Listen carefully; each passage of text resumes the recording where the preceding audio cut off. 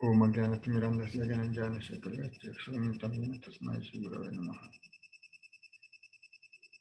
Shri Chaitanya Manavishtam Stapitam Jayana Bhutarasam Rupakaram Kendati Saparantikam Bandham Shri Guru Shri Uttapada Kamalam Shri Yudhasma Shri Kamsarajitam Saranaravatam Shri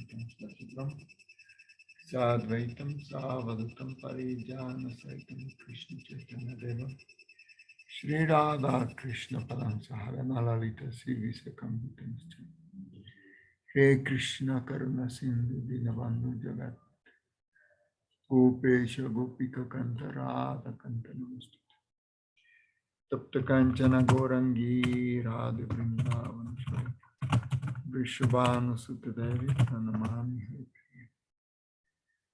Bhakti Avihina Parada Lakshay Kshiptasya Kamadi Tarangamadi Kripa Maitam Sharanam Prapana Brinde Namaste Charanara Vindam Brinde Namaste Charanara Vindam Brinde Namaste Charanara Vindam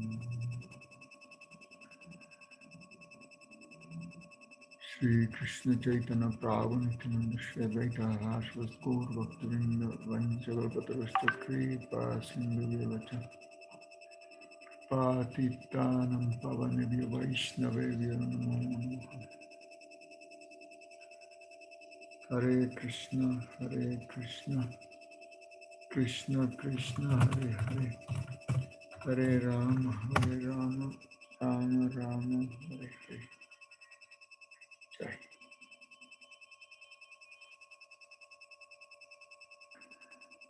Entonces hoy día es el más auspicioso Gita Jayanti, ¿sí? El día del advenimiento del Bhagavad Gita. Y en relación a este advenimiento, claro, hay muchas cosas que se pueden mencionar, pero también es importante ver dos aspectos. Uno, claro, la conmemoración o la celebración, que es como una fecha específica donde se recuerda que antes de la batalla de Kurukshetra entonces se habla este Bhagavad Gita, pero el Bhagavad Gita es eterno y además fue hablado en muchas otras ocasiones. En el mismo Gita, el propio Señor Krishna dice, ¿no? Dice, yo hablé esta ciencia imperecedera del yoga al dios del sol Vivashvan. Y Vivashvan Manave Praha se le habló a su hijo Manu, Vaivasvata Manu. ¿Y qué hizo Manu? Manur Ikshvaka Bravit. Manu le habló a su vez a su hijo, al rey Ikshvaku, que es como el primer rey que aparece después de la última devastación. Entonces, y también Krishna dice, Evam param parapratam imam rajar shayudu sakalene mahata yoganashta parantapa. Este conocimiento es eterno, pero de tiempo en tiempo puede romperse la cadena discipular por la cual se transmite este mensaje. Evam param parapraptam imam rajar shayudu sakalene mahata yoganashta parantapa. Entonces Krishna dice que en condiciones perfectas, entonces lo mismo que él está explicando en el Bhagavad Gita es transmitido por la cadena de sucesión discipular, pero puede romperse esta cadena, por eso él dice yoganashta. Yoganashta quiere decir que se rompe esa cadena. ¿Y qué hace Krishna cuando esa cadena se rompe? Él la restablece. Dharma samstapanartaya sambhavami yuge yuge. En cada era yo vengo y en cuanto se ha roto la cadena, la restablezco, dice Krishna. Porque él mismo es la fuente de la cadena, no Una vez que se ha roto, el propio Señor Supremo tiene que venir. Y la última venida del Señor Supremo ha sido como Chaitanya Mahaprabhu. Pero como Chaitanya Mahaprabhu ha dado una misericordia adicional, ¿sí? El Bhagavad Gita fue instruido a Arjuna en el campo de batalla de Kurukshetra hace poco más de 5,000 años y concluye este Bhagavad Gita con una instrucción. Sarva dharmam parityaya mamekam sharanam braja aham tvam sarva papebhyo moksha ishami vasucha. Entonces Krishna dice, tan solo ríndete a mí, ¿sí? Abandona todo tipo de religión, de dharma, etcétera, toda formalidad y solo ríndete a mí. Y dice, no temas, yo te protegeré. Entonces, cuando culmina su enseñanza a Arjuna, queda pendiente lo que viene después y qué pasa cuando uno se rinde. Entonces, cuando él viene como Chaitanya Mahaprabhu, continúa este diálogo, ¿sí? El mismo Krishna viene como Chaitanya y Arjuna viene como Ramananda Roy. Y se encuentran en el río Godavari, ¿sí? Y ese encuentro es la continuación del Bhagavad Gita. Entonces Krishna se encuentra con Ramananda Roy a orillas del río Godavari y de hecho esta vez Chaitanya Mahaprabhu cambia de roles. Chaitanya Mahaprabhu le pide a Ramananda Roy que lo instruya. Claro, Chaitanya es el ser supremo, pero el propio Krishna nos muestra con su ejemplo que incluso él, siendo el ser supremo, se acerca a un maestro espiritual y escucha las instrucciones que el maestro espiritual da. Entonces, nadie puede pensar que no necesita un maestro espiritual. En realidad, todos necesitamos. Y el propio Krishna hace eso. Entonces, cuando viene como Chaitanya, le pide a Ramananda Roy que le explique, aunque él sabe todo. ¿Sí? Y entonces Ramananda Roy le va explicando las conclusiones del Bhagavad Gita en sus diferentes etapas, ¿no? Primero le dice que el Bhagavad Gita apunta a restablecer el Dharma, porque Krishna también dice eso, Dharma samstapanartayam sambhavami yuge yuge, yo restablezco el Dharma. Y el Dharma en su versión más formal es Varnashram Dharma, quiere decir un orden social y espiritual. Es decir, una sociedad organizada en 4 clases sociales. No hay que confundir con el concepto moderno de castas. Las clases sociales se refieren a que cada quien debe ocuparse de acuerdo a su vocación. Y hay 4 tipos de vocaciones, que son la vocación brahmánica, que son las personas que tienen más inclinación intelectual y espiritual. La vocación del Kshatriya, que es una vocación más de un administrador, de un guerrero. La del Vaishya, que es más comerciante o agricultor. Y la del Shudra, que es una persona que apoya a las otras clases. Entonces, esas son las 4 clases sociales que reconoce la cultura védica. Y esas 4 clases sociales se descubren en la escuela del Guru. Hoy día han cambiado mucho las escuelas, ahí como pueden atestiguar todos ustedes, incluso los que están todavía en el colegio, como Luz y Sol.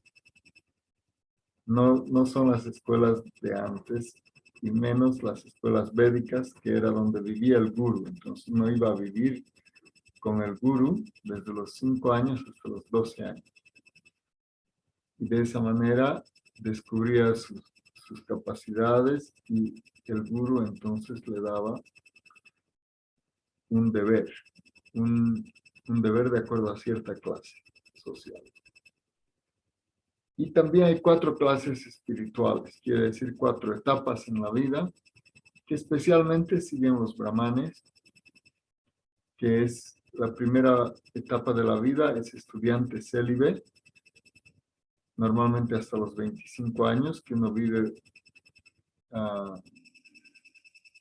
estudiando los escritos védicos, los primeros 12 años en el Gurukula y los años siguientes va a depender mucho si es que el guru le da algún destino para que él estudie o continúe su avance. Después hay otros 25 años normalmente, que es la vida de casado, que es la vida hasta que los hijos, digamos, están encaminados, ¿sí? Tienen su educación básica, tienen habilidades para sobrevivir en la vida y entonces ahí termina esa etapa. Hay una tercera etapa que se llama la etapa de retiro, que es que normalmente uno se iba al bosque y por eso se llama vanaprastha. Vana quiere decir bosque. Y podía ir también con su esposa, pero ya no tienen una relación conyugal, sino que ellos se dedican más al estudio de los Vedas, otra vez, porque la vida familiar es muy absorbente, ¿sí? Ocupa casi todo el tiempo de uno, entonces queda muy poco tiempo disponible. Entonces, como vanaprastha, uno recupera su ritmo espiritual y finalmente hay una última etapa que se llama sannyas, la renuncia. Entonces, finalmente también se separan el esposo y la esposa y cada uno se prepara para abandonar esta vida, desapegándose de todo y refugiándose en Krishna por completo. Entonces, esas 4 órdenes sociales y esas 4 órdenes espirituales se conocen como el sistema Varnashram y es un sistema muy respetado. Los Vedas dicen que solamente una sociedad que está organizada así se puede considerar civilizada. El resto de las sociedades que no siguen ese orden se consideran sociedades barbáricas. Seguramente lo que vivimos ahora es todavía menos que eso, pero ese es el orden social y por tanto Ramananda Roy explica ese Dharma. Y Chaitanya Mahaprabhu, que está de alumno, le dice, ahora quiero que profundices más. Y entonces va profundizando hasta llegar a este verso del Bhagavad Gita, donde Krishna dice, abandona todo tipo de Dharma, Sarva Dharman Parityaya, ríndete a mí, entrégate exclusivamente y no temas que yo voy a protegerte de todo el karma que viene. Por eso, porque claro, cuando una persona abandona ciertas cosas, hay un karma resultante, pero en este caso Krishna le asegura a Arjuna que no tenga pena porque esa es la meta misma de la vida, entonces está haciendo lo que debería hacer. Pero aun cuando dice eso Ramananda Roy, entonces Chaitanya Mahaprabhu, porque quiere profundizar más, le dice Arbaji. Dice, todavía eso es externo, profundiza más. Y es ahí entonces que este Bhagavad Gita adquiere un nuevo nivel de interpretación y está explicado en el Chaitanya Charitamrita. Y esto va muy a tono con lo que estamos estudiando en estos días, el Bhagavad Gita Upanishad. Es decir, este Bhagavad Gita se puede analizar en diferentes grados de profundidad. La primera vez que uno lo lee, sí, entiende algunas cosas, o cuando lo escucha. Y cuando lo lee o estudia por segunda vez, entiende más cosas. Y si uno llega a escuchar estas instrucciones de una persona más elevada, todavía su comprensión es mayor. Y si finalmente tiene la fortuna de escuchar a un Mahabhagavat, a un devoto puro, entonces ahí va a conocer hasta dónde puede llegar eso. Pero obviamente esto va en paralelo al nivel de práctica que uno hace. No es que si uno hace una práctica muy superficial, va a venir directamente en una nave interplanetaria el gurú máximo y a uno lo va a sacar de ese nivel y lo va a poner en el nivel más alto. No, uno tiene que poner de su parte. Eso se llama sadhana. Entonces, en la medida que uno se disciplina, canta Hare Krishna, estudia, presta servicio, se va preparando para un nivel superior de instrucción. Igual que en el colegio, no es que a uno le dicen, ya, listo, no necesitas estudiar nada, ya has pasado de curso, vamos al siguiente. En realidad, ¿para qué vas a estar 12 años? De una vez te ponemos en el punto 12 y ya, se acabó. No, pues porque uno va a tener que desarrollar ciertas destrezas y aprender a sumar, restar, multiplicar, dividir, todo lo que viene después. Y a medida que desarrolla más destrezas, está en capacidad de adquirir nuevos conocimientos. Entonces, es un proceso gradual. Pero volviendo al punto, entonces Ramananda Roy lleva este mensaje a un nivel mucho más alto. Pero bueno, como hoy estamos recordando el Gita Jayanti, el advenimiento del Bhagavad Gita, vamos a recordar los puntos básicos de este pasatiempo. Este pasatiempo del advenimiento del Bhagavad Gita se da cuando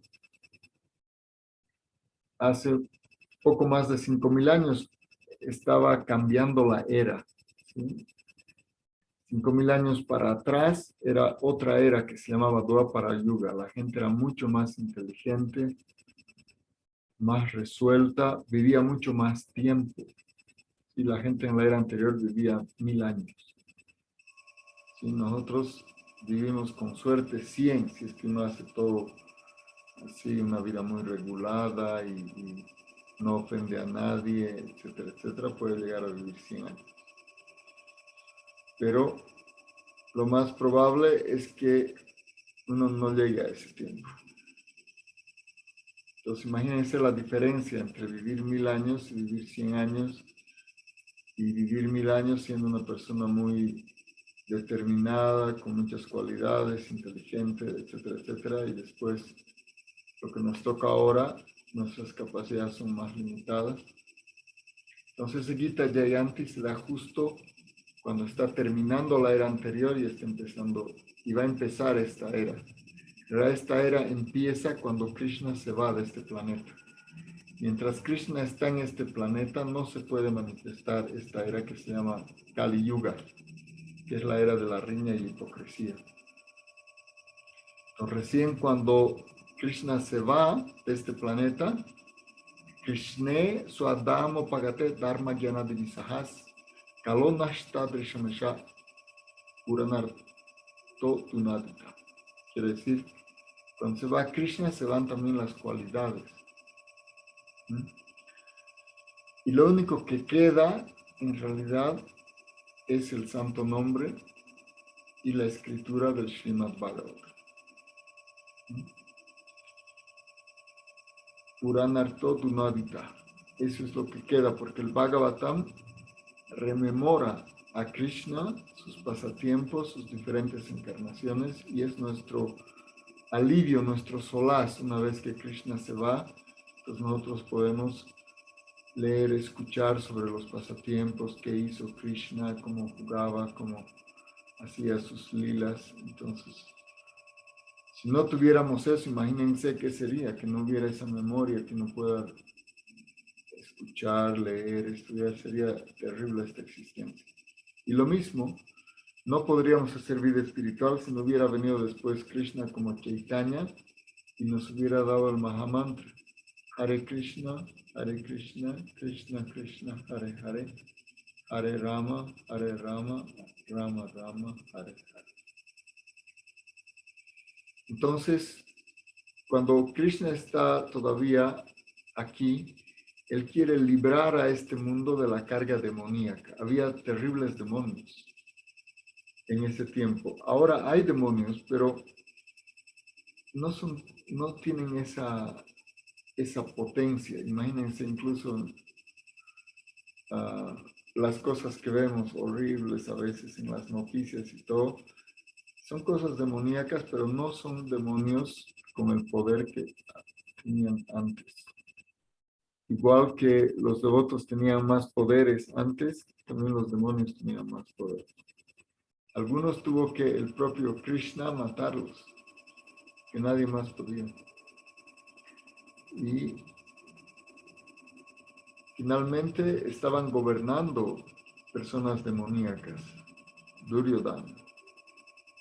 Y por esa razón era necesaria la batalla de Kurukshetra para librar a este mundo de esas personas. Y como hemos estudiado ayer y anteayer en el Bhagavad Gita Upanishad, entonces Duryodhana está así muy ansioso de cómo va a derrotar a los Pándavas y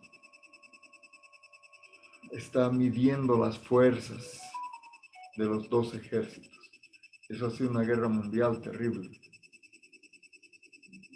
Pero justo antes de esa batalla, Krishna habla el Bhagavad Gita. De hecho, habla en medio del campo de batalla. Ahí se explica en el primer capítulo el escenario. Y el escenario es un campo de batalla. Drishtva Pandavanikam. Arjun le está diciendo a Krishna, por favor, déjame ver quiénes están listos para la batalla. Entonces, en este primer capítulo se explica cómo Krishna actuó de conductor de la carroza de Arjun y pudo Arjun ver quiénes estaban en el bando opuesto. Pero ocurre lo siguiente. ¿Qué rol jugaba Krishna aparentemente en esta batalla?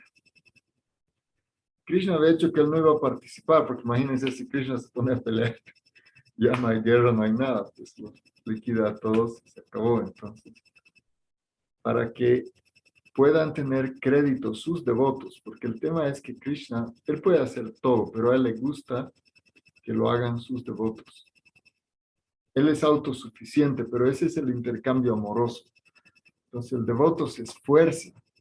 De hecho, esos guerreros, aunque eran devotos, tuvieron que esforzarse terriblemente. Entonces, en realidad, ese es el valor de la devoción, porque la ofrenda que hace el devoto, incluso de su propia vida, es una ofrenda de amor, y el amor es el valor más grande. Entonces, el devoto hace todo lo que está a su alcance para agradar a Krishna, poniendo todo su esfuerzo, sus palabras, sus recursos, su inteligencia al servicio de Krishna, y eso es lo que le da satisfacción, entregar su vida a Krishna. Y Krishna responde de la misma manera. Krishna lo va bendiciendo en su vida con toda clase de regalos que le hacen. Entonces, en este intercambio amoroso, otra vez, si uno es un brahman, claro, ese intercambio amoroso va a ser de repente ofreciéndole flores, incienso, ofreciendo alimento a Krishna. Pero si uno es un guerrero, ¿qué va a hacer? Va a tener que pelear, va a tener que combatir por Krishna. Y eso es el caso de Arjun. Entonces, Arjun y sus hermanos ahora tenían que pelear en esta guerra y ellos matar a los reyes demoníacos. Y estaban en una desventaja muy grande, por eso el esfuerzo tenía que ser grande. El ejército de Duryodhana, que eran los malvados, eran en realidad 11 ejércitos, 11 akshohinis.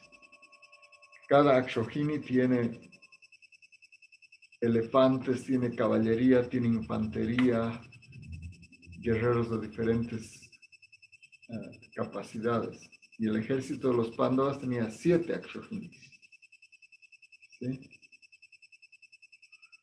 También los guerreros, los Pándavas eran 5. ¿Sí? Y tenían algunos aliados. Pero sus primos, los Kurus, eran 100. ¿Sí? Así que desde el punto de vista de los, digamos, generales, En uno habían 5 y en otro habían 100. Entonces uno puede darse cuenta que había una desproporción. Pero los Pándavas pudieron así luchar contra esos 100, los derrotaron a esos 100 y fue una lucha tremenda. Pero antes de la batalla, cuando ya era inevitable esta batalla, Krishna todavía, para darnos ejemplo también, él dijo que la guerra es el último recurso. El propio Krishna intentó que no haya esa guerra. Él fue personalmente a hablar. Dijo, no, que se haga justicia y que no haya guerra y todo. Pero este grupo demoníaco no quería ceder nada a los devotos. Ellos querían mantener el control del planeta y que los devotos no tengan nada que ver en la conducción de este planeta. Entonces al final, Krishna dijo, yo no voy a intervenir. Entonces, ambos bandos escojan qué quieren de mí. Yo puedo ofrecerles dos cosas. Les puedo dar mi ejército a un bando y al otro bando le puedo dar mis consejos. ¿Qué les parece? Pero yo no voy a pelear. Y Krishna tenía un tremendo ejército. Entonces, él dio la oportunidad, por un lado a Arjun y por otro lado a Duryodhana, de escoger qué es lo que querían. Y él dijo, vengan a buscarme. Y entonces, él estaba reposando cuando llegaron Arjun y Duryodhana. Y Arjun, como es devoto, se situó a los pies de Krishna. Y Duryodhana se fue directamente a la cabeza para hablar con él. Y cuando Krishna despertó, lo vio primero sus pies, lo vio primero a Arjun. Y dijo, oh, Arjun, qué bien que has venido. Y Duryodhana dijo, no, yo he llegado primero. Pero se situó al lado de su cabeza y Krishna no lo vio. Entonces, le dio a escoger primero a Arjun, que es el primero que la había visto. Pero Arjun todavía fue muy gentil. Y dijo, no, yo le cedo a Duryodhana. Claro, él dijo que llegó antes y yo no tengo ningún problema que él decida antes. Entonces Krishna dice, ok, Duryodhana, ¿quieres mi ejército o quieres mis consejos? No, pues tu ejército, mis consejos. No importa lo que tú digas. Claro, no lo dijo así, pero él prefirió el ejército, obviamente. Y Arjun estaba muy feliz. Dijo, no, con tu consejo, ¿quién te tiene a ti que le falta? Por favor, no importa tu ejército, tu compañía. Ok, entonces dijo, yo no voy a luchar, así que lo que voy a hacer, puedo conducir tu carroza y te puedo aconsejar mientras conduzco. Perfecto, entonces eso es lo que se acordó. Así que de los 11 akshohinis que tenía Duryodhana, un akshohini era ni más ni menos que el ejército de Krishna. Pero bueno, ya cuando se formaron los dos bandos para combatir en el campo de batalla de Kurukshetra, Krishna, conduciendo la carroza, lo lleva a Arjun para que vea quiénes estaban en el bando opuesto y así se desata el Bhagavad Gita. El Bhagavad Gita empieza ahí cuando habla el Señor. Bhagavad Gita quiere decir la canción del Señor. Bhagavan es Krishna, el Señor Supremo. Y Gita es lo que él canta, porque cuando Krishna habla, canta. ¿Sí? Por eso se dice Bhagavad Gita. Entonces, de esa manera, este glorioso Bhagavad Gita, que son 700 versos hablados por Krishna, empieza así, ¿no? ¿Cómo empieza? ¿Alguien se acuerda del primer verso? Sin chanchullo, por favor, a ver, de su memoria. ¿Ah? ¿Alguien se acuerda por ahí?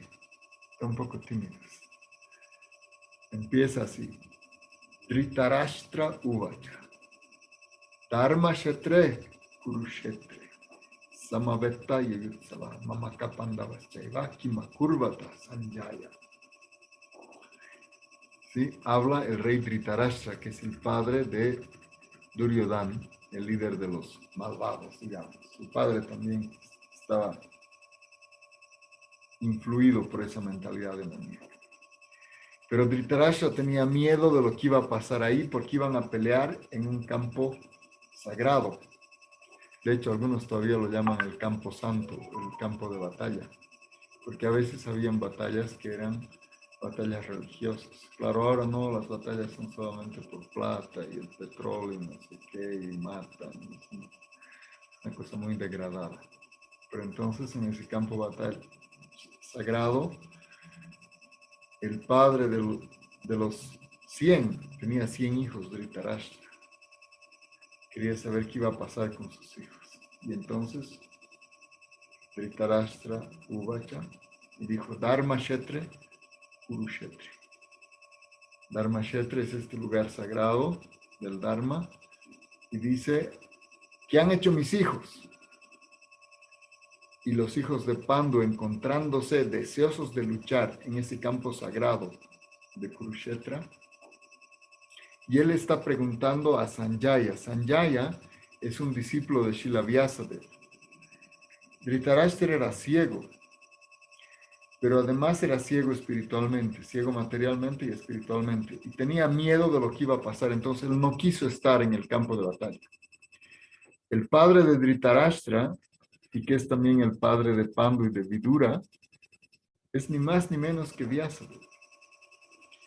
Y Vyasadeva le dijo, si quieres te doy poder de ver.